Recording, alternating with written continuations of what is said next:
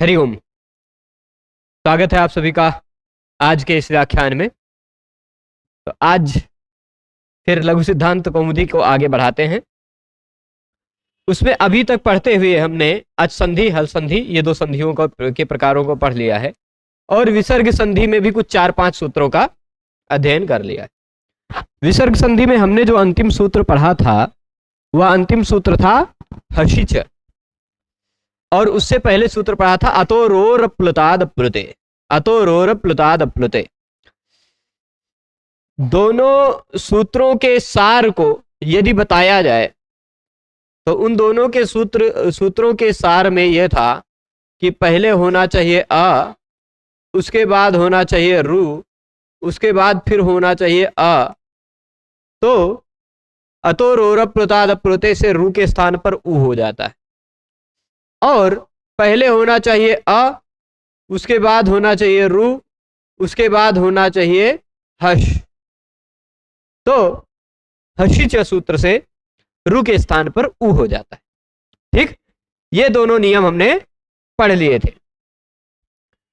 तो कहीं भी आपको विसर्ग जो दिखाई पड़ता है शब्द का अंतिम वर्ण, उस विसर्ग को विसर्ग न दिख करके, वो विसर्ग न दिख करके कहीं भी आपको ओ दिखाई पड़ता है, रामो राजमणि। ठीक, रामो राजमणि। तो ऐसे रामा था वो रामो बन गया ना, मूलतः राम रू था, रू का ऊ बचा, ऊ का गुण हो गया रामो राजमणि। तो देवो हसति बालको गच्छति, ऐसा कोई भी आपको ओ दिखाई पड़ेगा तो इतना निश्चित आप रखिए कि उस ओ के पहले या तो अ रहेगा या तो हर्ष रहेगा। ठीक है, तो रू के स्थान पर ऊ होगा, ऊ को ओ बन जाएगा। ठीक है, अब इसके बाद अगला जो सूत्र हम पढ़ने जा रहे हैं वह सूत्र उसी से थोड़ा सा संबद्ध है पर काम थोड़ा सा अलग करता है। देखिए, यह सूत्र है भो भगो अघो अपूर्वस्य योषि। भो भगो अघो अपूर्वस्य योषि। अब देखिए, भो पूर्वक, भगो पूर्वक, अघो पूर्वक और अपूर्वक रू के स्थान पर यह हो जाता है। ठीक, योषि। ये क्या कहता है? भो भगो अघो अपूर्वस्य योषि, यानी भो पूर्व में हो, भगो पूर्व में हो, अघो पूर्व में हो, ऐसे रू के स्थान पर यह हो जाता है। ध्यान से इसको नंबर को देखिएगा, नंबर देख लीजिए और इस प्रसंग को आप अष्टाध्यायी में निकाल लीजिए। 8 3 17, 8 3 17 निकालेंगे तो इससे पहले कहीं आपको रू का प्रसंग चलता हुआ आएगा, दिखाई पड़ रहा है कहीं? क्या है? रो सुपी है। हाँ, वहां से रो की अनुवृत्ति आ रही है ना, तो रो सुपी नहीं, वो रो सुपी से पहले बाद में भी रो सुतिपी तो रेफ करता है, और उसके बाद है रोरी। रोरी के बाद भी और कुछ है?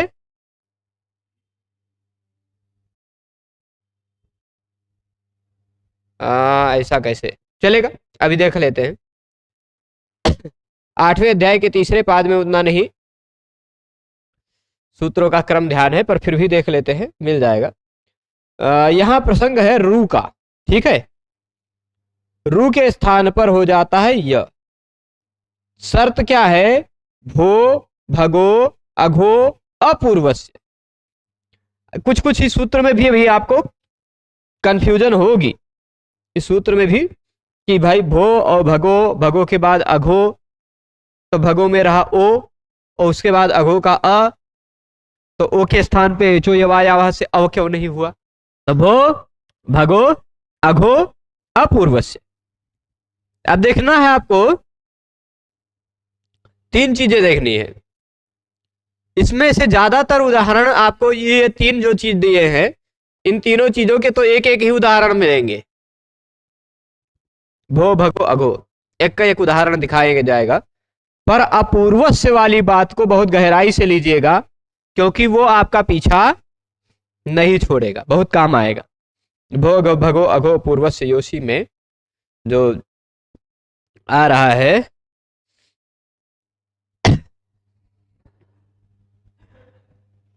8-3-16 नंबर सूत्र है ना, रोह सुपी। हाँ रोह सुपी, हम रोह सुपी को रो असुपी समझ रहे थे। रोह सुपी एक सूत्र है, आप सब लोग रोह सुपी बोल रहे थे, हम रो असुपी समझ रहे थे, ये वाला सूत्र समझ रहे थे। ठीक है, ये अलग है, ये र करता है। रोह सुपी से रोह की अनुवृत्ति आती है। ठीक, ऊपर देखिएगा,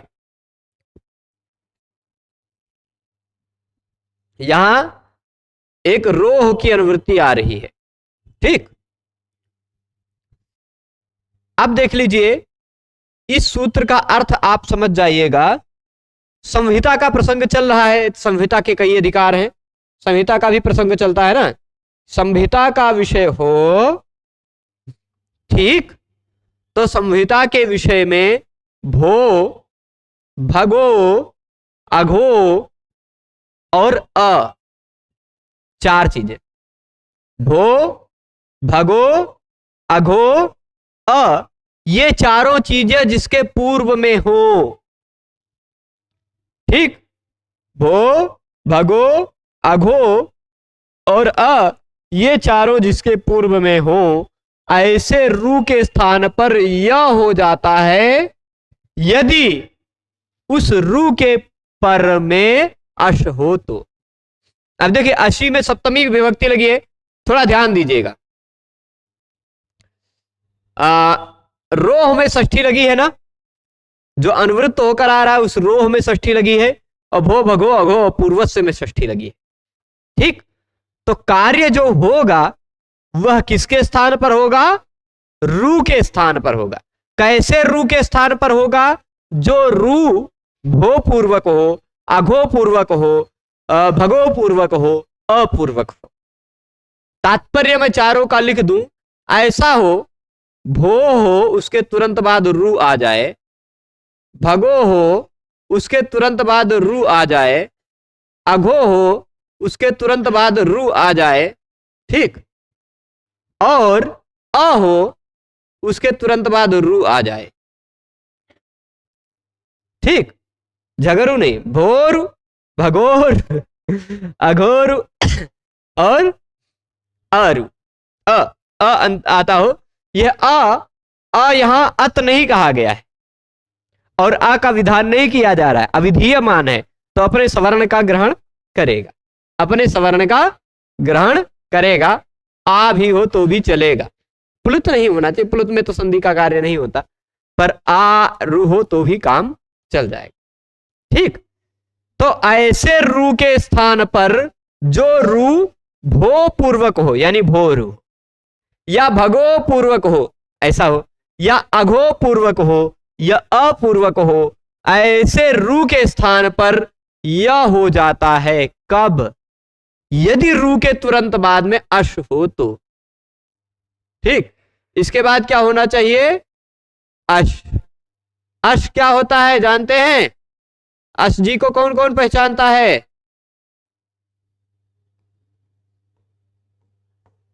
ठीक, इस सूत्र को यदि दूसरे तरह से मैं समझाना चाहूं तो इसको ले लेता हूं और यहां पर समझाता हूं, एक बार देखिएगा। स्थिति ये होनी चाहिए, पहले क्या हो? भो हो या भगो हो या अघो हो या अ हो या आ हो। ठीक, ये पहले होना चाहिए। कश्चित कीटा, तो ये चारों होने चाहिए पहले, कोई भो भगो अघो अपूर्वस्य। और होना क्या चाहिए बीच में? रू, ये तो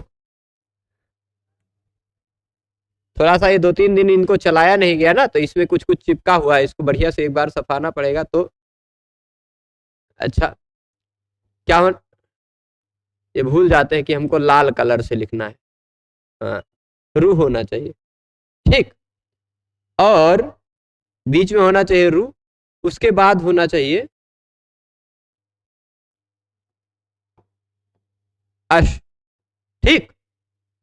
तो पहले इन, ए प्रभु, कुछ कुछ गड़बड़ हो रहा है। कहीं कोई कीट बैठा है, वही गड़बड़ कर देता है। ये देखिए, चलेगा, कोई दिक्कत नहीं। पहले ठीक से देखिएगा, शुरुआत में होने चाहिए 4, बीच में होना चाहिए रू, और बाद में होना चाहिए अश। तो इस रू जो ये दिखाई पड़ रहा है, इस रू के स्थान पर आ जाता है, ये अपने आप कलर बदल बदल के लिख रहा है, लिखने दीजिए, ठीक है। यही इस पूरे सूत्र का मतलब है, ठीक। यानी भो रू हो और उसके बाद अश हो, तो भो रू न रहकर भो य बन जाता है, ठीक। भगो रू हो, उसके तुरंत बाद अश हो, तो भगो रू न रहकर भगो य बन जाता है, ठीक। अघो और रू हो, अघोधन रू हो और उसके बाद में अश हो, तो अघो रू न रहकर अघो य बन जाता है, ठीक। और अ या आ के बाद रू हो और उसके तुरंत बाद अश दिखाई पड़ता हो, तो रू न रहकर य बन जाता है। अब एक दिक्कत पड़ती है, यहां थोड़ा ध्यान दीजिएगा। आपने हसीच पढ़ा है क्या? हसीच अभी पढ़ा है ना? तो हसीच में और इसमें थोड़ा ध्यान देकर अंतर देख लीजिए। मैं इसको तनी छोट कर देता हूं और फिर हसीच लिखकर उसके क्षेत्र को दिखाता हूं आपको कि क्या हो जाता है। देखिए, आपने देखा था हसीचा का मतलब क्या? हम ये कभी कभी कलर बदलते हैं तो हम करिए से लिखेंगे, अ धन रू धन हश। ऐसा ही पे ही तो हसीचा लगता है ना, हसीचा ऐसे पे ही तो लगता है। अ हो, रू हो, फिर हश हो, ठीक है। अ हो, रू हो और उसके बाद हश हो, ठीक। अब आप दिखाइए, यहां भी अ है, रू है, अश है, तो भी तो हर्ष है, क्योंकि जो अश है वह हर्ष भी है। नहीं, जो जो हर्ष है वह अश भी है। हर्ष के अंदर हया वारा ला यमगाना ना झभघ झभघ, ये 20 अक्षर आते हैं, पर अश में तो 29 आते हैं, ए ओ ऐ औ भी एक्स्ट्रा ही आते हैं, तो अश के अंतर्गत हर्ष आ जाता है। तो यदि अ रू और अश यानी हर्ष है, अगर हर्ष है तो हसीच सूत्र इस नियम को रोक ले जाएगा। तो ऐसी स्थिति में हसीच नियम ही लगेगा। यानी यदि बाद में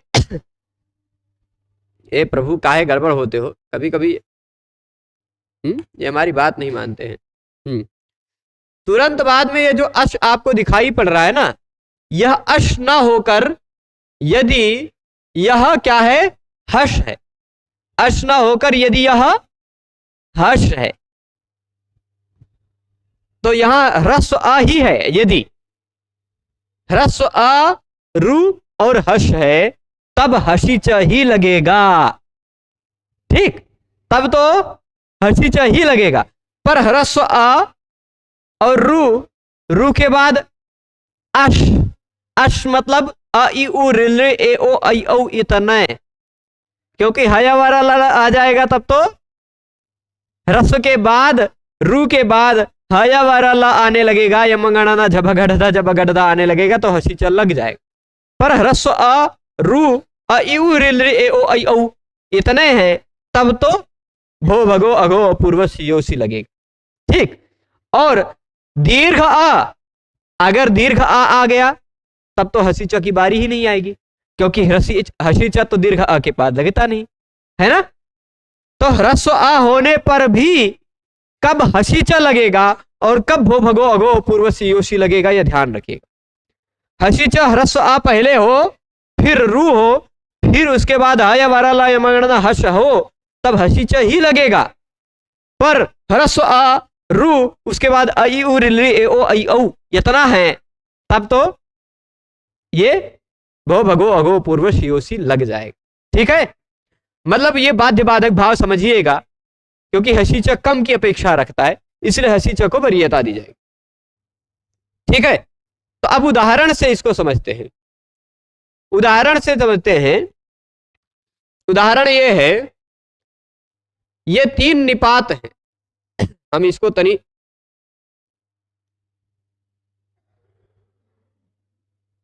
इधर से हम लाल कर देते हैं। ठीक, एक ऐसा निपात है, भोस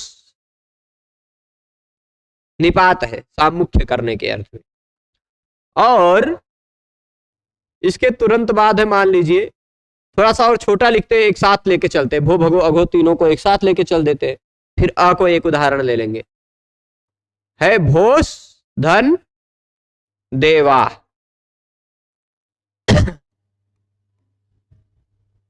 ठीक है, फिर इसके बाद दूसरा उदाहरण ले लेते हैं, भगोस धन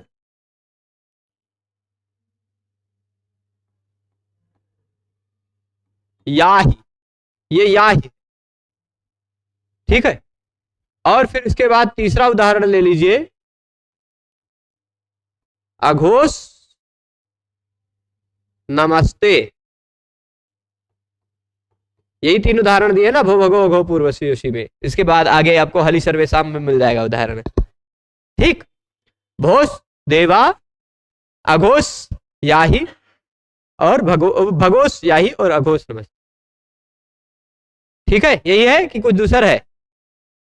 यही है, चलेगा। कुछ दूसरा होगा तो क्या दिक्कत है, ये तीनों तो बनेंगे ही, हम बना रहे हैं तो बनेंगे, जो बनाते हैं वो बनता है। अब देखिए, यहां पर आपको कुछ याद आ रहा है, भोस भगोस अघोष, ये तीनों शांत निपात हैं। क्या है? शांत। अब शांत का मतलब वो जो चुपचाप रहता वो वाला शांत मत लीजिएगा, जिसके अंत में स है, ऐसा इसको कहा जाता है शांत। ठीक, स जिसके अंत में हो वह है शांत।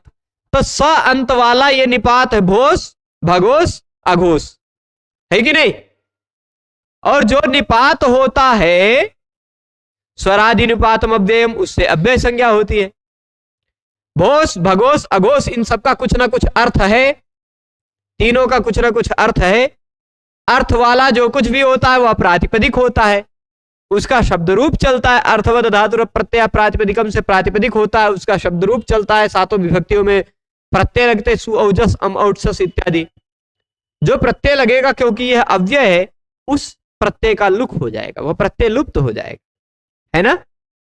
तो प्रत्यय लुप्त हो गया, पर यह पद बन गया कि नहीं? यह एक पद है, भोस एक पद है, भगोस एक पद है, अघोष एक पद है। किसी भी पद के अंतिम में स दिखाई पड़ता हो तो आपको एक नियम आपने पढ़ा होगा, स सजुषो रुह, पढ़ा है? तो वो भोस को स के स्थान पर कर देगा रू, कर देगा, कोई दिक्कत? भो रु देवा।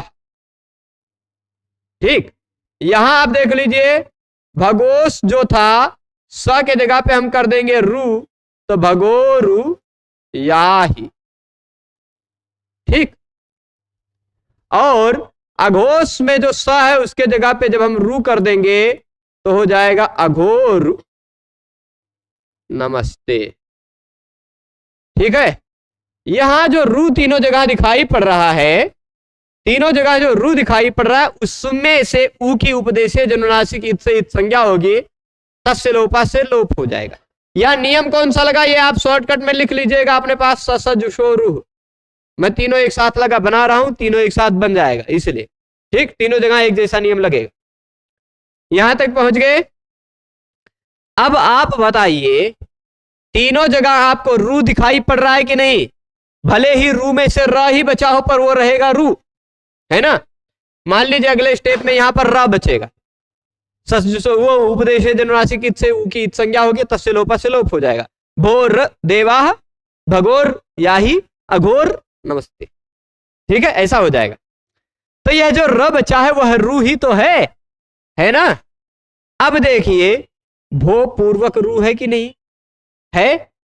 पहले हो भो, उसके बाद हो रू, उसके बाद हो अश। द अश में आता है कि नहीं? आता है ना। तो भो भगो गो पूर्व शियोशी नियम लग रहा है कि नहीं? लग रहा है। तो रू के स्थान पर हो जाएगा या, भो य देवा, ठीक। यहां में देख लीजिए, भो भगो अगो पूर्व शियोशी लग रहा है कि नहीं? भगो पूर्व में है, फिर रू है, फिर उसके बाद अश है या अश में आता है कि नहीं?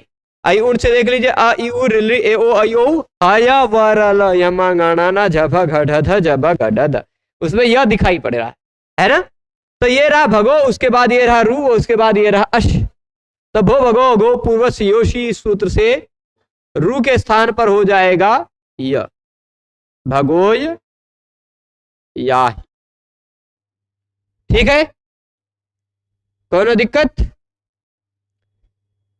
इसके बाद अघो, रू के स्थान पर यहां भी हम कर दिए य, और फिर हो गया नमस्ते।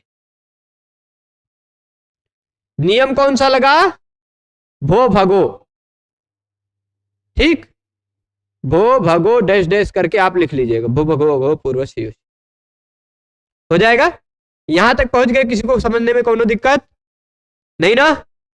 तात्पर्य यह है, या स्थिति समझिएगा, तात्पर्य ऐसा है कि पहले हो भो या भगो या अघो, और उसके तुरंत बाद हो रू, और उसके तुरंत बाद हो अश। तो रू के स्थान पर हो जाता है या, ठीक। पर भो भगो अघो ही नहीं होना चाहिए, अ भी होना चाहिए। अ रहे तो उसका भी उदाहरण। अच्छा, अब इसके बाद क्या होगा वो अगला सूत्र समझने पर पता चलेगा, ठीक। तो इसको इतना तीन को यही अभी ऐसे रहने देते, लिखा रहने देते। अगला सूत्र जब पढ़ेंगे तो इसमें फिर आगे क्या होगा वो आपको समझ में आएगा।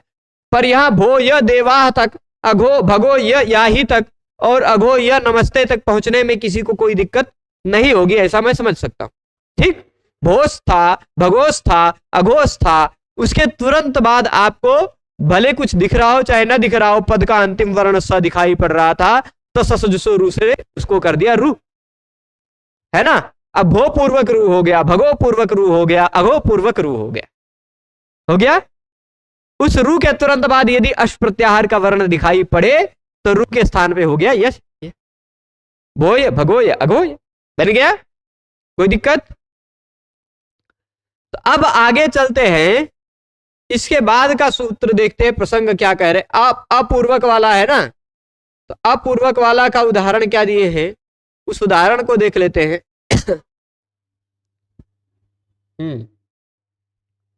देवा इह दिया पहले, ठीक। पहले देवा इह दिया, उसको अ वाला उदाहरण दे देते हैं। भो भगो अघो वाला तो उदाहरण आपने देख लिया, आ वाला भी उदाहरण देख लेते हैं।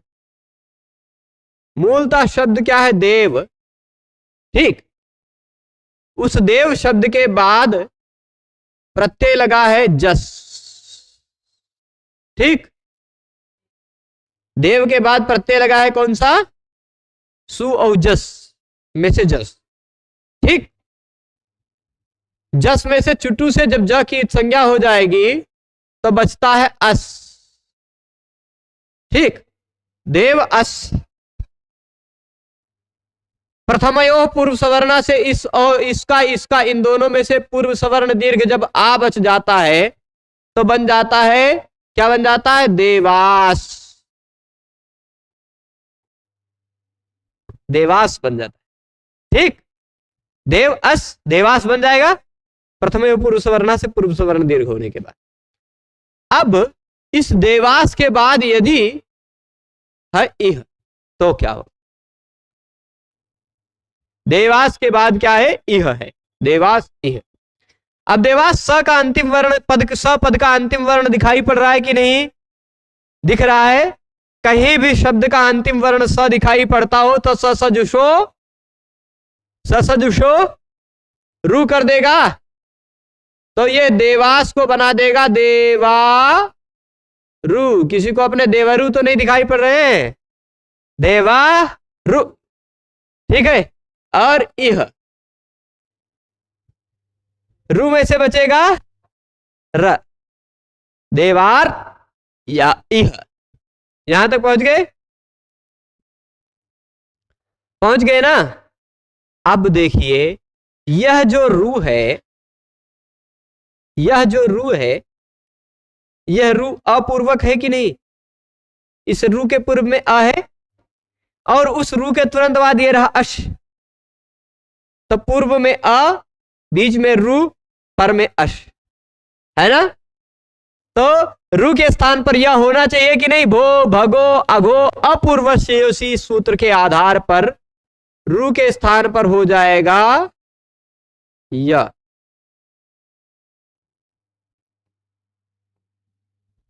ठीक है, देवाय यह, इतना हो गया।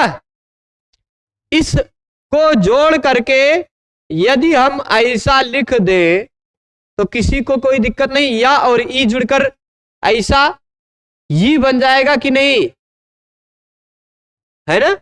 और ह लिख दिया, ऐसा बन गया, कोई दिक्कत नहीं ना? देवास धन इह जोड़ने पर बन गया देवास, धन इह जोड़ने पर बन जाएगा देवा यह, देवा यह बन जाएगा। हाँ ठीक है, देवा यह तक बना लिया। अब देखिए यहां उदाहरण में एक और दिया है, देखिए क्या दिया है, क्या यहां देखिए एक ये दिया है और ये वाला तो आपने बना लिया, बना लिया ना सबने? ये वाला बना है ना? अरे प्रभु लेखनी जी, हाँ। ये सब का बन गया? अब ये वाला कैसे बनेगा? तनी वो बना देते हैं, ठीक है। अच्छा ये बताइए, लोपा शाकल्यस्य जी को किसने किसने पढ़ लिखा है, पढ़ लिया है? लोपा शाकल्यस्य जी को पढ़ा है इससे पहले? आए हुए हैं कि नहीं लोपा शाकल्यस्य? वो लोपा शाकल्यस्य क्या कहता है? जो कहता है मैं यहां लिख रहा हूं, पहले होना चाहिए अ अथवा आ, ठीक। उसके प्लस में होना चाहिए या अथवा वा, और उसके पर में होना चाहिए अश। अवर्ण पूर्वयो यवयो लोप वा अशी परे। लोप शाकल्य नियम के आधार पर अवर्ण पूर्वक या अथवा व हो, उसके पर में अश हो, तो उस य और व का शाकल्य ऋषि के मत में लोप हो जाता है, ठीक। तो शाकल्य ऋषि के मत में जब इस य का लोप कर देंगे हम, किसके मत में? लोपा शाकल्यस्य। देखिए ये रहा अवर्ण, उसके तुरंत बाद ये रहा य, और उसके तुरंत बाद ये रहा अश।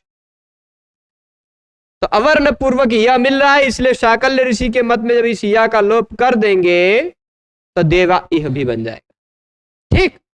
और जब शाकल्य ऋषि का मत नहीं लगेगा, यह बचा रह जाएगा, तो जुड़ करके ऐसा बन जाएगा, ठीक है। देवा इह, ठीक है। ऐसे ही बालका इह, बालका इह है ना, बनेगा कि नहीं?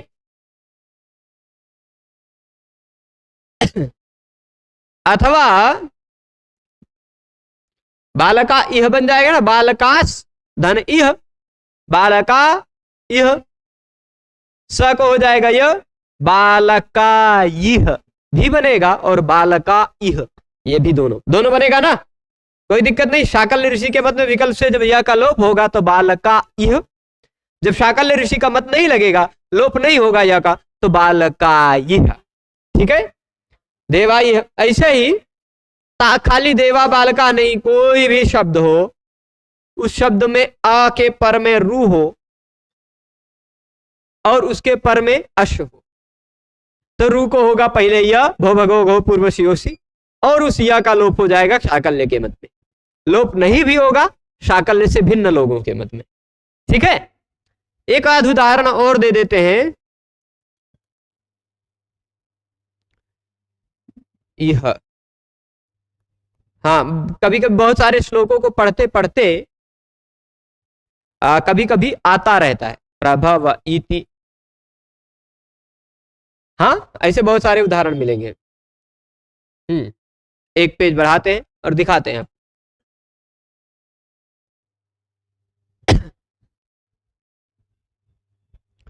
चलिए, जैसे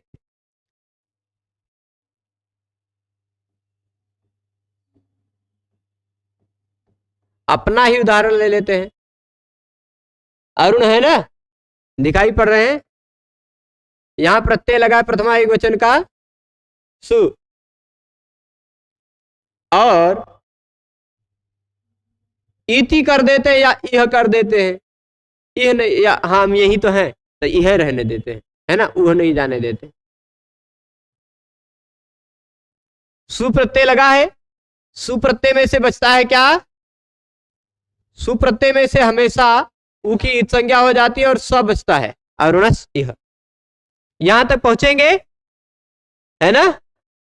स पद का अंतिम वर्ण बन गया, पद का अंतिम वर्ण बना ना स, तो स जुशो, इस स को रू कर देगा, स जुशो रू कर देगा, कह देगा कि इसको रू कर दो।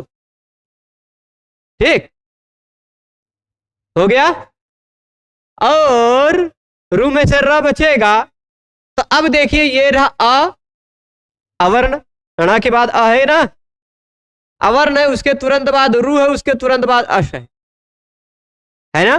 अवर्ण है, रू है, अश है, तो भो भगो अघो अपूर्वस्य योषि, ये नियम लग जाएगा।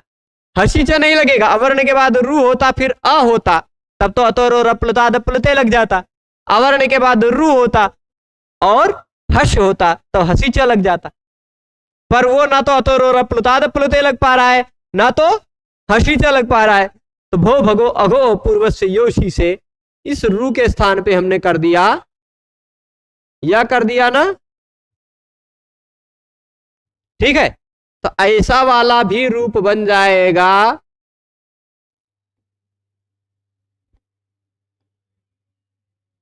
ठीक, बन जाएगा कि नहीं। और जब शाकल्य ऋषि के मत में इस या का लोप कर देंगे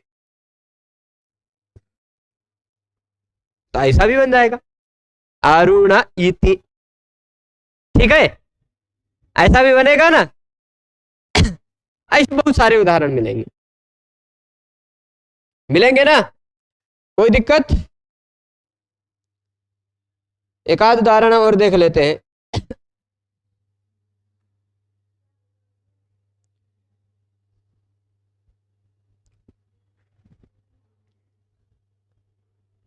हाँ,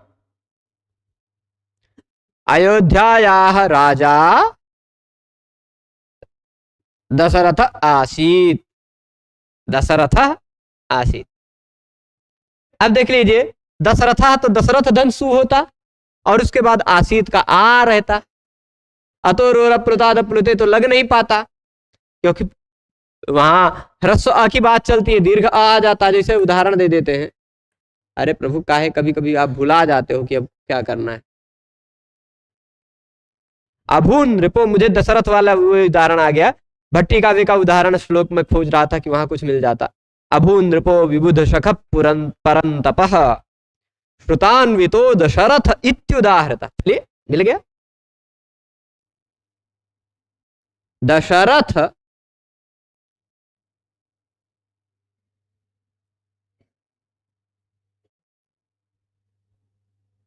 इति। दशरथ सु था, सु का हो गया था रू, सु का स बचा था, उसका रू हो गया। ठीक,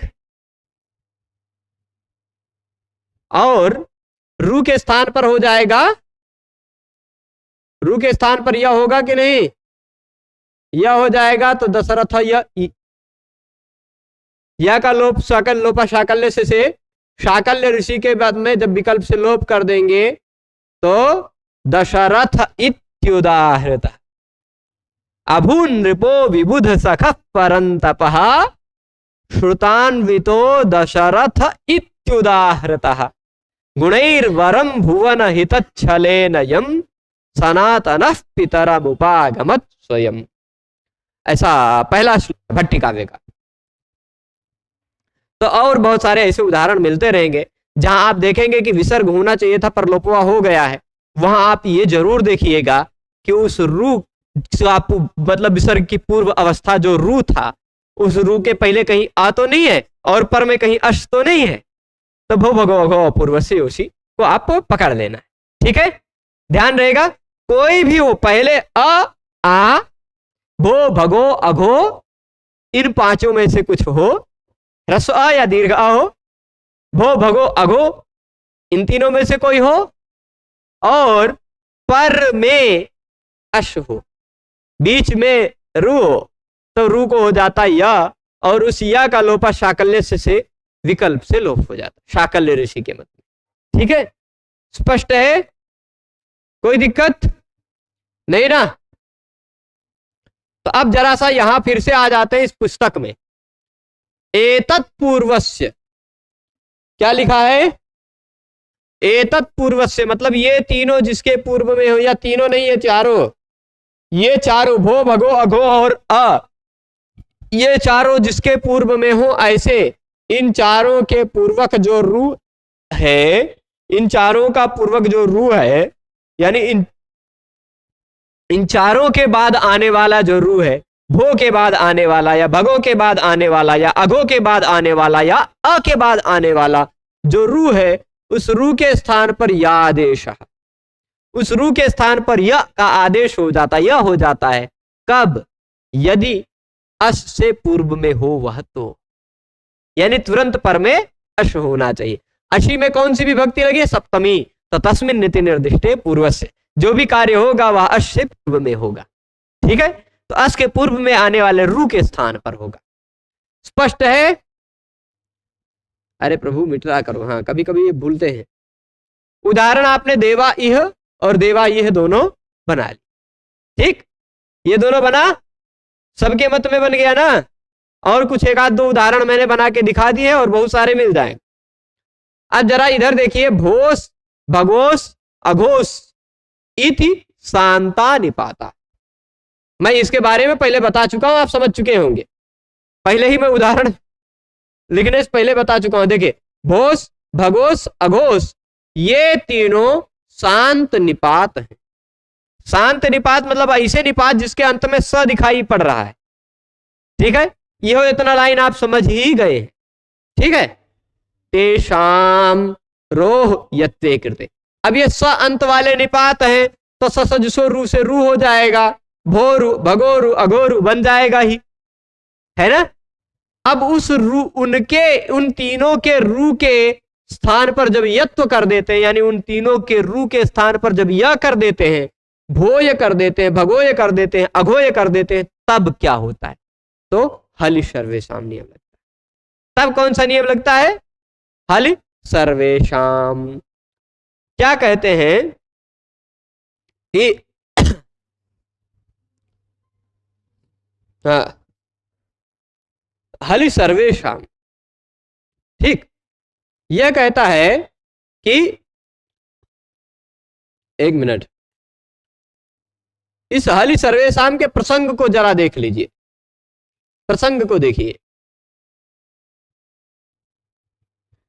प्रसंग का मतलब अष्टाध्यायी में जरा निकाल कर इसको देख लीजिए ना। ऊपर कहीं आपको कुछ काम का चीज दिखाई पड़ रहा होगा, लोभ शाकल्य से दिखा,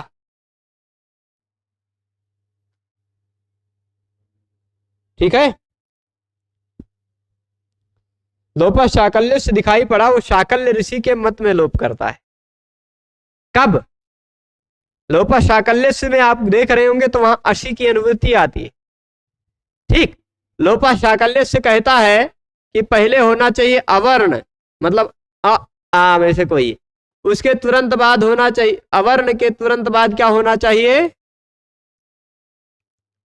अवर्ण के बाद होना चाहिए य अथवा व, और उसके बाद होना चाहिए अश। तो लोपा शाकल्य से लगता है।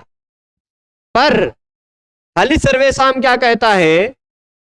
भो भगो अघो अपूर्वस्य, भो पूर्वक हो, भगो पूर्वक हो, अघो पूर्वक हो या अपूर्वक हो, जो य, उस य का लोप कर देता है। यानी भो के बाद आने वाले या का, अघो के बाद आने वाले या का, भो भगो अघो, यह केवल अवर्ण होना चाहिए था। ये क्या कहता है हलि सर्वेशाम? कहता है भो भगो अघो ये तीनों में से कोई हो या अ हो, पहले होना चाहिए, उसके तुरंत बाद यह होना चाहिए, केवल यह, और उसके तुरंत बाद होना चाहिए हल। ठीक, तो भो भगो अघो या अ, उसके तुरंत बाद होना चाहिए य, और उसके तुरंत बाद होना चाहिए हल, यानी कोई भी व्यंजन वर्ण। तो उसका य का लोप हो जाता है। जरा यहां उदाहरण देखिए, पहले 1 मिनट। भो भगो अघो अपूर्वस्य, यहां भी देख लीजिए, सेम चीज दिख रहा है। ठीक है, दिख रहा है ना? भो भगो अघो पूर्वक, यानी जो ये सूत्र कह रहा था वही ये वृत्ति भी कह रहा है ना? यानी भो पूर्व में हो, भगो पूर्व में हो, अघो पूर्व में हो और अपूर्व में हो, जिस रू के, ऐसी की बात कर रहा था ये। वही बात ये कह रहा है कि जिसके पूर्व में भो हो, जिसके पूर्व में भगो हो, जिसके पूर्व में अघो हो, जिसके पूर्व में अ हो, ऐसे या का लोप हो जाता है। ऐसे यस्य लोपः हो जाता है, स्यात् हो जाता है। कब? यदि पर में हल हो तो हलि, तुरंत पर में क्या दिखाई पड़ रहा हो? हल। ठीक है, जैसे भो देवा, अब वहां हम पहुंचे थे, भो देवा भगो नमस्ते अघो याही। ठीक, हमने नमस्ते और याही को उल्टा सीधा कर दिया है ना? अघो याही, भगो याही कर दिया और अघो नमस्ते कर दिया, पर कोई दिक्कत नहीं है। बाद में अश, वो हमें लग रहा था कि कुछ तो गड़बड़ हो रहा है ना? पर चलिए देख लीजिए, यहां आ जाते फिर से। प्रभु दर्शन दीजिए। हाँ, ये काहे नहीं आ रहे हैं?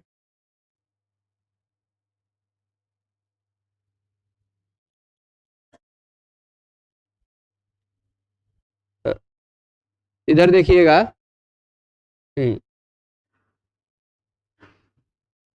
अब देखिए, भो पूर्वक यह है, भगो पूर्वक यह है, अघो पूर्वक यह है ना? इन तीनों के बाद देख लीजिए हल है, हल है, हल है। तो हलि सर्वेशाम कहता है सबके मत में लोप हो जाता है। लोपा शाकल्य से केवल शाकल्य के मत में लोप करता है, हलि सर्वेशाम सबके मत में लोप कर देता है।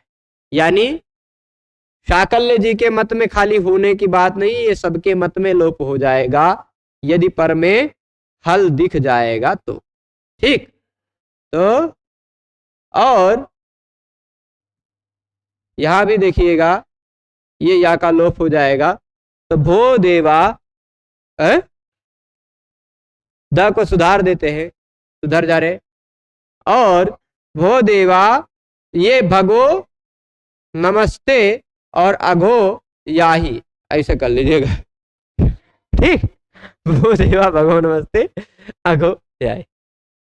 स्पष्ट है? कोई दिक्कत नहीं ना? तो यह का लोप हो गया सबके मत में, हलि सर्वेशाम। हलि सर्वेशाम पहुंच समझ गए हैं? हलि सर्वेशाम तक समझने में किसी को कोई दिक्कत नहीं? फिर से, क्या नहीं समझे? हलि सर्वेशाम में कौन सी बात नहीं समझ में आई? हाँ, दोनों में अंतर क्या है? लोपा शाकल्य से क्या कहता है? पहले अवर्ण होना चाहिए, ये कहता है पहले भो भगो अघो होना चाहिए। भो देखिए, लोपा शाकल्य से केवल अवर्ण की अपेक्षा रखता है, हल सर्वेशम भो भगो अघो और अवर्ण चारों की अपेक्षा रखता है। ठीक, ये इतना अंतर। लोपा शाकल्य से कहता है कि उसके तुरंत बाद रू हो, हलि सर्वेशम भी कहता है उसके तुरंत बाद रू हो, ये एक समानता। ठीक, और लोपा शाकल्य से कहता है तुरंत बाद में अश होना चाहिए, हलि च कहता है, हलि सर्वेशम कहता है नहीं हल होना चाहिए। देख लीजिए दोनों में अंतर ये है। यहां पर मैं फिर से लिख के दिखा देता हूं लोपा शाकल्य से और उसका अंतर देख लो। ये है लोपा डैश डैश मतलब शाकल्य से, आप समझ जाना, और ये है हली। ये क्या कहता है, ये पहले ये कहता है अवर्ण हो, क्या हो, प्लस या, प्लस या अथवा वा, ठीक, और प्लस अश। तो ये करता क्या है, विकल्प से लोप, यानी शाकल्य ऋषि के मत में ही लोप करता है। ठीक, लोपा शाकल्य से कैसे करता है लोप, विकल्प से करता है केवल शाकल्य ऋषि के मत में। ठीक है, और हलि सर्वेशम कहता है पहले हो, इसके हिसाब से पहले भो हो, भगो हो, अघो हो या अवर्ण हो। ठीक है, और उसके तुरंत बाद केवल यह हो, यह केवल यह का लोप करता है। ठीक, और उसके तुरंत बाद होना चाहिए हल। तो सर्वथा लोप मतलब सबके मत में लोप करेगा। ठीक, कैसे लोप होगा, सबके मत में लोप, ऐसे लिख दे शॉर्टकट में, सबके मत में लोप। दोनों में अंतर स्पष्ट है। तो भो देवा भगो नमस्ते अघो याहि, यहां इन सभी जगहों पर लोपा शाकल्य से नहीं लग रहा था, क्योंकि लोपा शाकल्य से के लिए पूर्व में अवर्ण होना चाहिए। भो भगो अघो में अवर्ण नहीं है। ठीक है, तो वहां हलि सर्वेशम की ही आवश्यकता है। ठीक है, भो देवा अघो नमस्ते और भगो नमस्ते और अघो याही में आप देखिए, यहां पर इस स्थिति में ध्यान देना, पहले होना चाहिए अवर्ण तब रू तब अश, तब तो लोपा शाकल्य से लगता, यहां अवर्ण तीनों जगहों पर नहीं, इसलिए हलि सर्वेशम की आवश्यकता है। पहले हो भो भगो अघो या अवर्ण, उसके तुरंत बाद हो य, और उसके तुरंत बाद हो हल, तो सबके मत में उस या का लोप हो जाता है, सबके मत में लोप हो जाता है। हलि सर्वेशम का इतना ही तात्पर्य है। ठीक है, अब भो देवा अघो नमस्ते, ऐसे भो के सिवाय भो राजाना होता तो भी चल जाता, भो भो राजाना, ऐसा उदाहरण मिलता है। भो जना, भो महापुरुषा, ऐसे कह सकते। ठीक, भगो भगो नमस्ते, भगो मतलब भागने के लिए मैं नहीं कह रहा हूं, भगो भगो नमस्ते जो कह रहे थे, भगो अच्युता ऐसा कह देते, भगो अच्युता, भगो अरुणा। ठीक है, और यहां दिया होगा, नीचे अर्थ दिया होगा, निपात का, निपातों के अर्थों के बारे में मैं नहीं सोचा, अभी देख लेते हैं। ठीक है, और उसी तरह अघो के साथ आप अघो या ही कह रहे थे ना, उसके जगह अघो रावणा कह देते, या के जगह र कह देते, अघो वरिष्ठा, वो या वरिष्ठा, अघो वरिष्ठा ऐसा कर देते, कोई दिक्कत। तुरंत बाद में अश होना चाहिए। ठीक है, तो काम चल जाए। अश होना चाहिए, अश का मतलब खाली यह ही नहीं होता, सभी कोई भी वर्ण होते। ठीक है, तो ऐसे अनेकों उदाहरण बन सकते हैं इसके, चलेगा। तो इनको निपटा दें। जरा यहां देखिएगा फिर से, हमने अब तक जो दो सूत्र देखे, हमने अब तक जो दो सूत्र देखे, एक तीसरा भी देखेंगे अभी रो सुपी तक। यह कहता है पहले भो हो या भगो हो या अघो हो या आ हो, और उसके तुरंत बाद हो रू। ठीक, उस रू के स्थान पर हो जाता यह।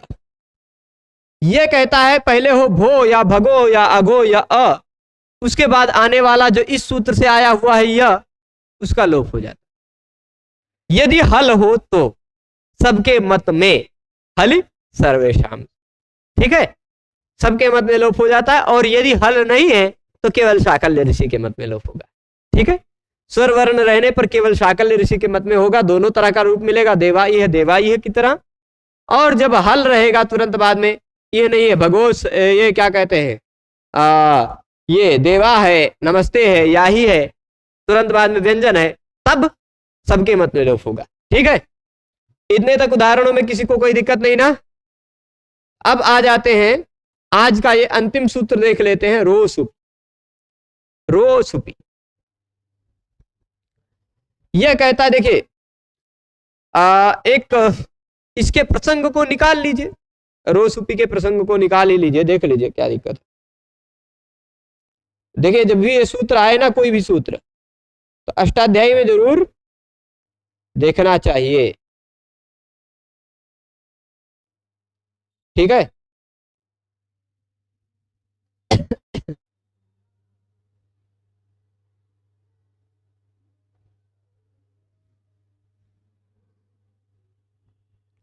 अष्टाध्यायी में जरूर एक बार देख लिया करें, रो सुपी। यहां आप देखेंगे तो 8-2-68 नंबर सूत्र से अहन की अनुवृत्ति आती तुरंत पहले, है ना। और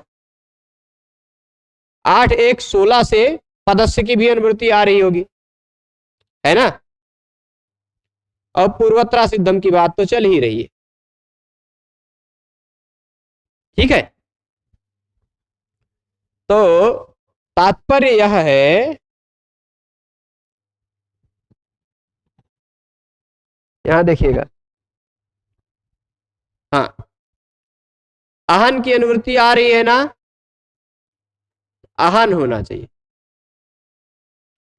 ठीक, अहन के स्थान पर, अहन के स्थान पर र हो जाता है। क्या हो जाता है? र। अहन के स्थान पर क्या हो जाता है? र हो जाता है। कब? यदि अहन के बाद क्या हो? असुप। क्या हो? असुप। अहन हो, उसके तुरंत बाद क्या हो? असुप हो, यानी सुप प्रत्यय से भिन्न कुछ हो। सुप मतलब आप जानते हैं, सु औजस अम औठस टाभ्याम भिस गेभ्याम भ्यस इत्यादि जानते हैं ना। तो अहन के बाद क्या हो? असुप हो। यदि मैं थोड़ा सा मोटे अक्षरों में लिख देता हूं, पहले होना चाहिए क्या? अहन, उसके तुरंत बाद होना चाहिए सुप से भिन्न, यानी असुप। तो अहन में जो न दिखाई, अहन के स्थान पर र हो जाता, पूरे अहन के स्थान पर र हो जाता है। पर अहन जो है ना, वह षष्ठ्यंत निपात किया गया है, उसको वैसे ही कर दिया गया है। अहन का मतलब अहन के स्थान पर र होता है, षष्ठी स्थान से, योगा से षष्ठी से आदेश हो रहा है। तो पता चलेगा कि वह जो एक वर्ण वाला आदेश हो रहा है, तो वह अंतिम वर्ण के स्थान पर ही होगा, है ना। अलोन्त्यस्य, अलोन्त्यस्य नियम के आधार पर यह जो आदेश होगा र, वह र अहन के अंतिम वर्ण न के स्थान पर होगा। ठीक, अहन के अंतिम वर्ण न के स्थान पर हो जाएगा र। क्या हो जाएगा? र। यहां देखिएगा, रो सुपी में जो दिखाई पड़ रहा है रह असुपी। ऐसा मत समझिएगा कि यहां रू है, रह असुपी है। रह मतलब रेफा, र हो जाता है। कब? यदि असुप हो, सुप से भिन्न पर प्रत्यय, सुप से भिन्न कुछ भी हो। तो जैसे उदाहरण ले लेते हैं, देखिए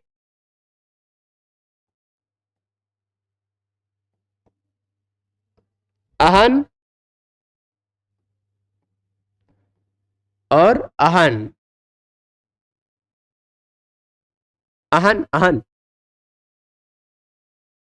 हो जाएगा अहन धन अहन, दिन दिन ऐसा अर्थ होता है।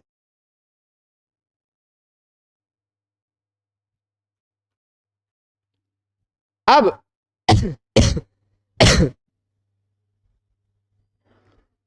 अब देखिएगा,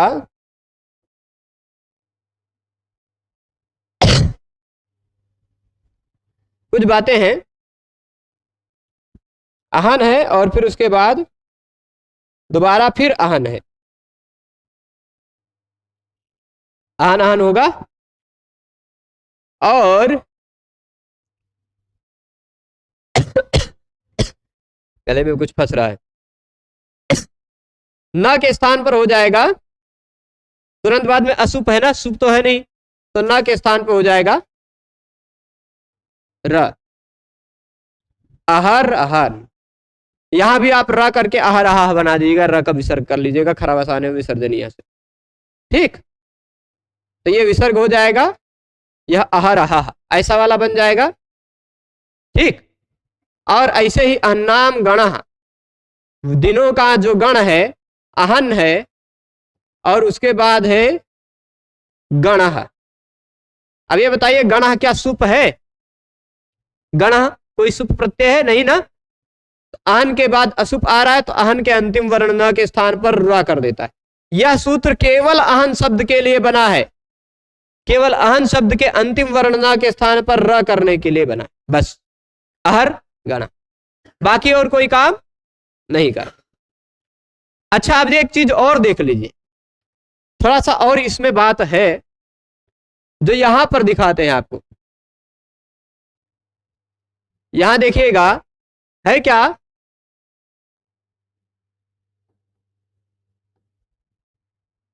अहन शब्द है, ठीक। शब्द क्या है? अहन। अब इस अहन शब्द जो नपुंसक लिंग है, सुनिएगा, अहन शब्द मान लीजिए नपुंसक लिंग है, तो इस नपुंसक लिंग शब्द के बाद प्रथमा विभक्ति का एक वचन प्रत्यय लगाया हमने सु, सु, ठीक है, सु लगा दिया। अब इसके बाद सु में से बचेगा क्या? पूरा सु लुप्त हो जाएगा, समोर नपुंसकात, नपुंसक लिंग शब्द के बाद आने वाला सु और अम लुप्त हो जाता है, बचा खाली अहन। अब यहां भले सुप प्रत्यय था पर लुक हुआ है, उसका लुक हुआ है, तो उसके तुरंत बाद अब सुप नहीं है मानना पड़ेगा, क्योंकि प्रत्यय लोपे प्रत्यय लक्षणम होता है ना, न लुमतांगस्य, लु हुआ हो, श्लु हुआ हो या लुप हुआ हो, तब तो प्रत्यय लक्षण नहीं माना जाएगा, तो यहां सुप नहीं है, तो रो सुपी से यहां भी न को हो जाएगा र, ठीक, बनेगा अहर, और इसका प्रथमा एक वचन वही अहा बन जाएगा, अहा, ठीक है। ऐसे ही किसी व्यक्ति का रात में रूप में देखते हैं ना, किसी व्यक्ति का रात में रूप देखते हैं तो अलग दिखाई पड़ता है, दिन में रूप देखते हैं तो अलग दिखाई पड़ता है।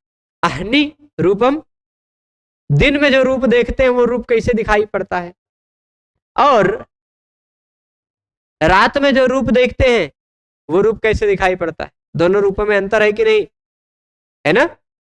तो दिन वाला रूप अगर वर्णन करना हो, दिन वाला अगर उसका रूप देखना हो तो क्या बनेगा?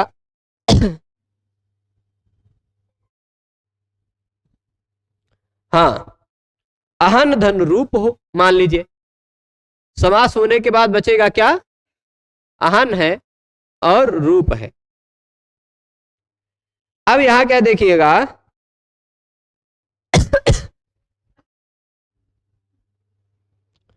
होगा क्या पता है,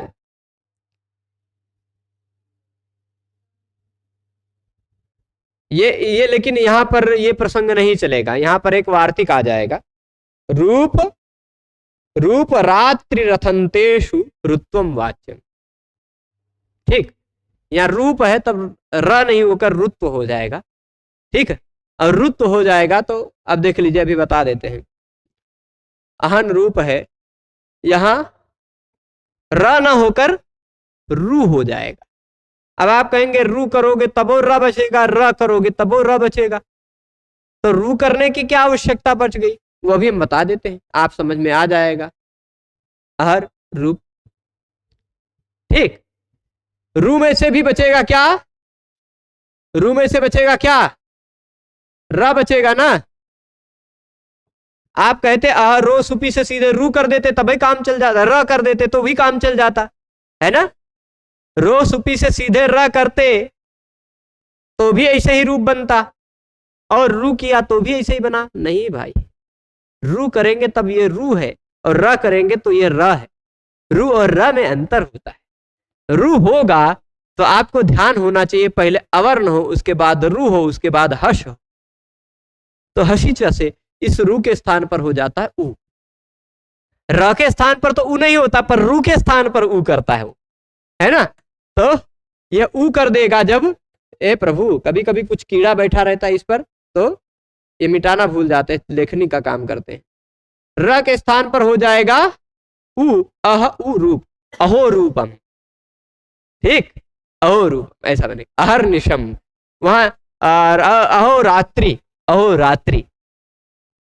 ठीक, अहंच रात्रिश्च, अहन रात्रि, अहो रात्र बनता है। ठीक है, न का रू होता है, र नहीं होता, रू होता है, और रू होता है उसको ऊ हो जाता है। ठीक, पर सामान्यता रूप रात्रि और कुछ एक और शब्द है जहां पर रुत होता है, रूप रात्रि और रथंतर। ठीक, रूप रात्रि रथंतेषु, तो ये तीन शब्द होंगे तब तो र न होकर रू हो जाएगा। अन्य कोई असुप है तो अहन के न के स्थान पर हो जाएगा र। ठीक है, इतनी बात स्पष्ट है। तो अहश्च निशाच, ये देख लीजिए, अहन है, उसके बाद क्या है, निशा। ठीक है, अहन है और निशा। अब इसके बाद ना को रोसुपी से रूप हो जाएगा कि नहीं, र अहर निशा बन गया, रोसुपी हो जाएगा ना।